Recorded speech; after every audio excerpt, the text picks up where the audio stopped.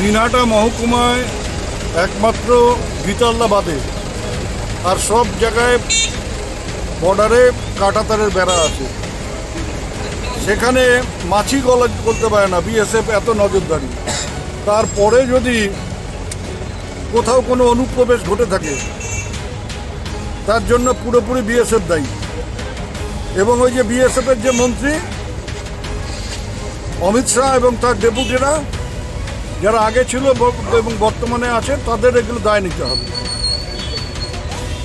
BSF যেভাবে সাধারণ মানুষের ওপর জুলুম করে, আজকে কয়েকদিন ধরে নাজিরার টুয়ে ছোটো কারো জেলার মানুষ ঘর থেকে বেরোতে পারে না।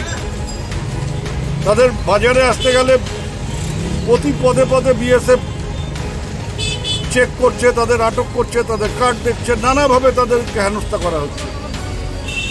ভারতীয় হয়ে যদি তাদের এই সমস্যায় পড়তে হয়, তাহলে বাংলাদেশি যদি এসে থাকে তাহলে কি করে এসছে?